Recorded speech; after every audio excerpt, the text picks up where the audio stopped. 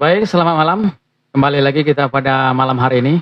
Ya. Kita berbincang lagi dengan sahabat saya, Bung Tales kan. Iya. Kita nih memang tidak bosan-bosan ya membicarakan banyak hal. Iya. Tetapi tentunya harapan kita bahwa dengan adanya perbincangan seperti ini, kami tidak hanya membuka untuk pikiran kami sendiri, tetapi kita membuka pikiran banyak orang kan. Iya. Memang ini mungkin yang akan kita bahas adalah hal-hal sederhana. Iya. Tapi inilah artinya bahwa kita berusaha memberikan impact positif lah Iya, terutama bagi diri kita sendiri yang pada malam hari ini berbicara di sini dan juga bagi pendengar kita kan. Nah, malam hari ini kita kembali lagi nih berbicara tentang anak muda nih. Nah, anak muda nih kan mimpi mereka nih tentu pengennya hidup di kota kan. Iya. Nah, jadi sudah menempuh pendidikan, keenakan atau kelamaan di kota kan. Iya, betul. Jadi maunya ya di kota aja gitu, cari pekerjaan di kota, hidup di kota, meniti karir di kota, meniti usaha di kota. Iya. Itu mimpi hampir seluruh mimpi anak muda tuh seperti itu. Iya, betul. Padahal sebetulnya kalau masyarakat kita ingin kuat, ekonomi kita ingin kuat, atau untuk skala besar lah bangsa kita ingin kuat, anak muda juga harus menyebar. Iya. Artinya tenaga terampil, skill, anak-anak yang punya skill, Gen Z, milenial itu juga mereka juga harus tersebar dimanapun. Iya. Biar masyarakat kita nih kuat. Iya. Masyarakat kita nih hebat di dalam berbagai hal kan. Nah, ada banyak hal yang membuat anak-anak muda ini pergi atau cenderung hidup di kota. Nah, salah satunya kan fasilitasnya kan. Iya. Fasilitas transportasi, Iya, kemudahan. ya, Kemudahan akses digital, dan juga informasi, dan juga relasi, dan juga mereka ingin mungkin bertemu dengan banyak orang, Iya. berbicara banyak orang yang mungkin punya skill lebih. Tetapi orang-orang yang punya skill lebih itu sebetulnya kalau disebarkan, misalnya di kota juga ada, di desa juga ada, tentu punya impact yang baik terhadap perkembangan masyarakat. Nah, gimana nih kalau menurut Bung Tales nih? Iya. Apa sih sebetulnya apakah hanya di negara kita seperti ini atau mungkin ini umum ya di seluruh negara mungkin? Saya rasa mungkin umum, Bung, karena ada beberapa negara yang sampai kewalahan, sampai diberikan berupa insentif. Ya, biar mau hidup di desa. Iya, betul kan? Kan? Enak sekali ya. Mungkin ini saya pengen nanya balik. Apa sih faktor alasan anak muda lebih memilih tinggal di kota? Ya. Jadi salah satu atau banyak hal yang mendorong mereka kan. Di desa itu kan tentunya fasilitas lebih kurang ya, dibandingkan dengan desa. Iya. Sarana transportasinya, jalannya, tempat hiburannya mungkin. Nah, itulah salah satu menjadi faktor mengapa anak muda senang di kota. Karena mereka kan jiwa muda lah. Kita paham lah dengan jiwa muda. Mereka suka hiburan, mereka bisa bertemu dengan banyak orang, bisa mengenal orang baru dari berbagai latar belakang. Nah, sementara desa ini kan kita melihat cenderung ekonominya monoton kan. Kita melihat di Indonesia lah, daerah kita mungkin untuk Kalimantan kan.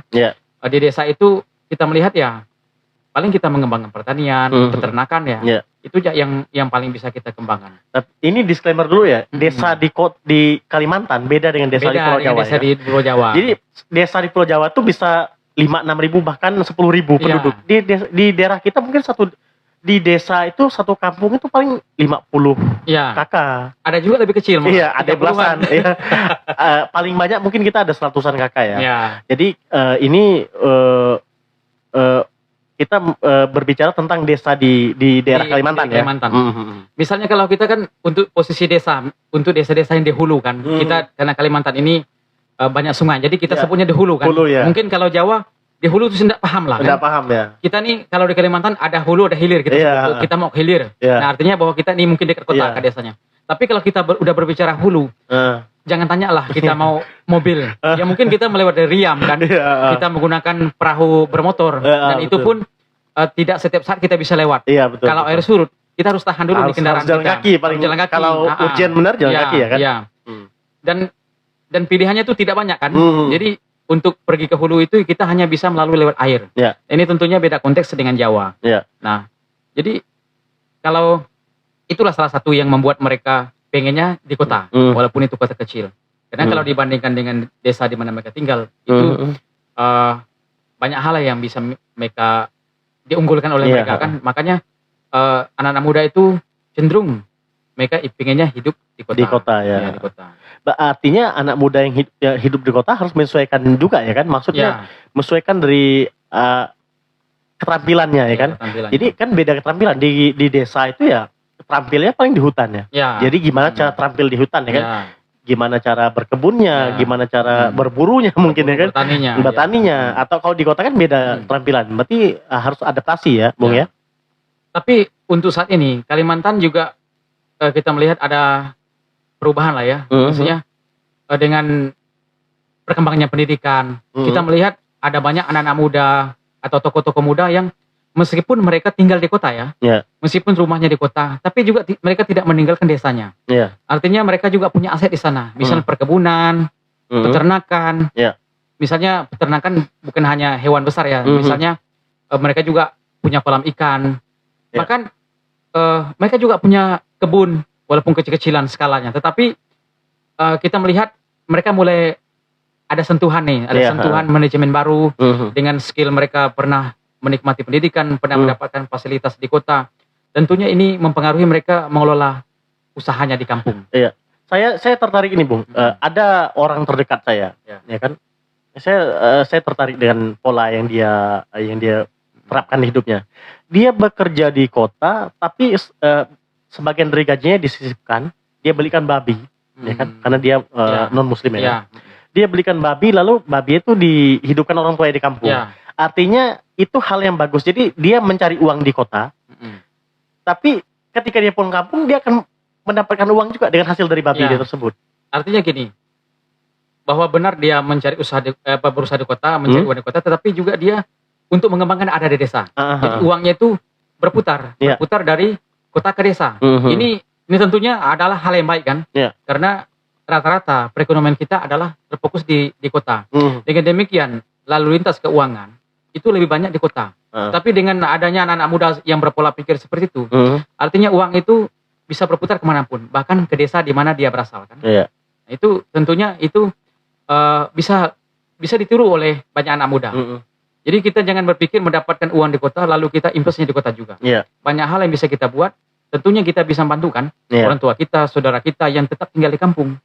Karena gimana pun mereka perlu juga nih kita beri edukasi, kita beri lapangan pekerja untuk mereka sehingga mereka bisa bertahan dan bisa menghidupi kampung itu. Tidak harus pergi jauh untuk mendapat pekerjaan, ya kan? Karena gimana pun kalau ada pekerjaan di tempat sendiri kan orang tentunya lebih memilih. Karena orang ketika semuanya bekerja ke kota, tentu dia meninggalkan tanah airnya kan, meninggalkan kebunnya, meninggalkan rumahnya, dan itu perlu diurus ya kan.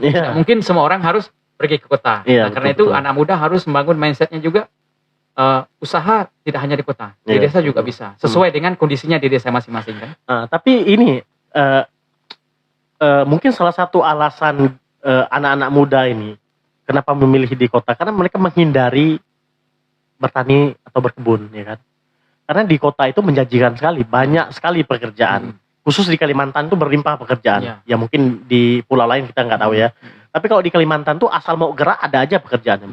Mungkin itu ya salah satu faktor kenapa anak muda tuh lebih memilih tinggal di kota, ya kan. Dan mungkin gaya hidup yang lebih modern di kota, ya kan. Lebih menunjang, lebih mendukung mereka.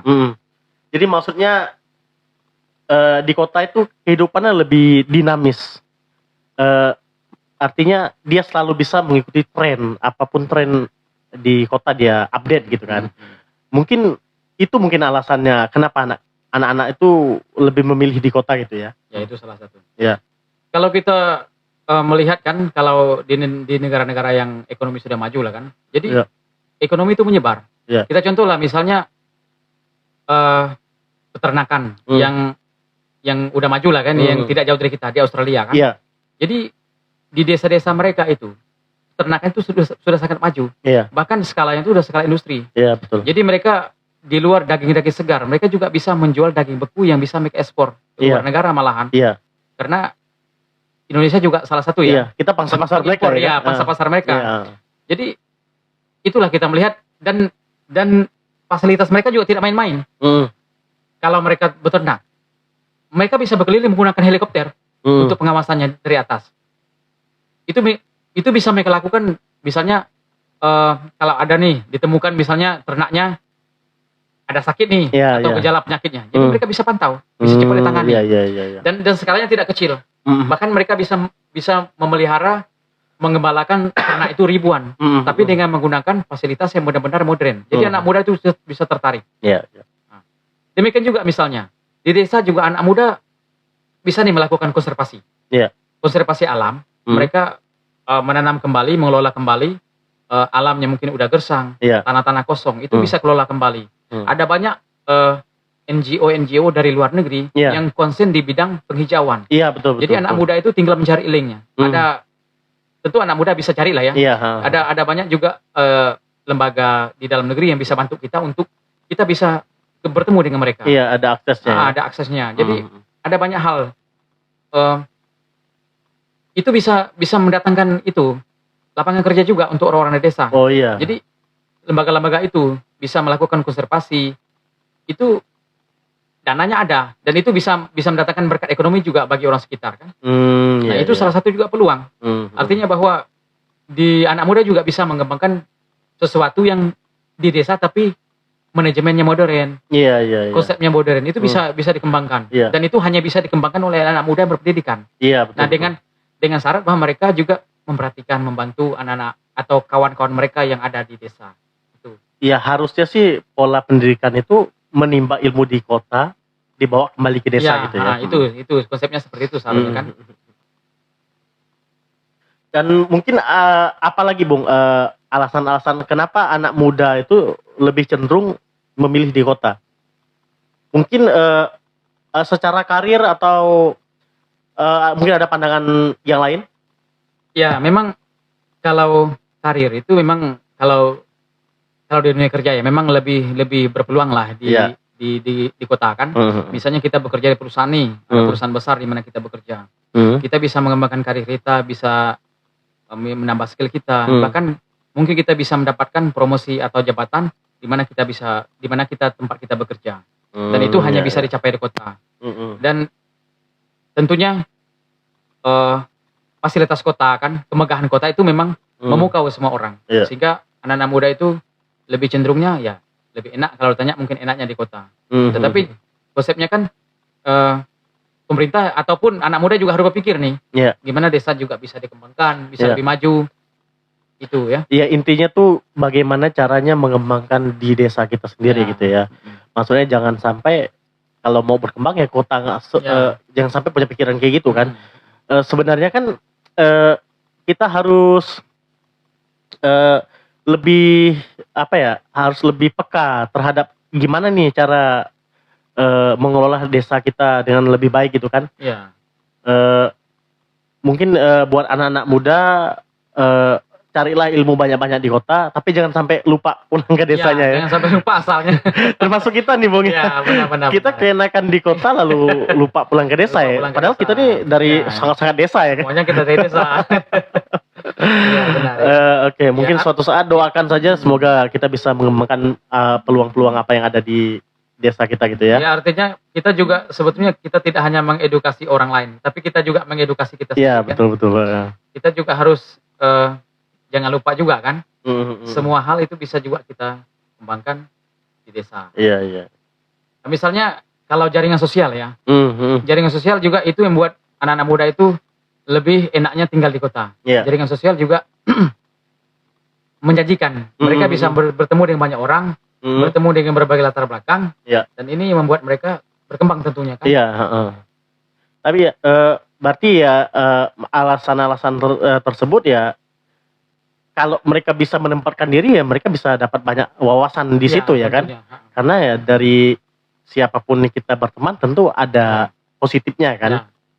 Jadi sebetulnya polanya sama. Misalkan kita mengenal beberapa tokoh Indonesia kan, tokoh-tokoh hebat nih sampai tingkat nasional. Jadi mereka juga dulunya pernah pergi ke luar negeri kan, dapat pendidikan, dapat ilmu. Akhirnya mereka kembali nih, lalu mereka berkembangkan di tanah air kita sekarang, di negara kita sekarang. Jadi polanya juga sama. Kita juga bisa seperti itu kan. Anak-anak muda di desa juga bisa seperti itu. ketika mereka udah selesai pendidikan, mereka kembali ke kota, lalu kembali ke desa, lalu mengembangkan potensi-potensi yang ada di desa tersebut di desa. Nah, untuk negara maju misalnya seperti Jepang.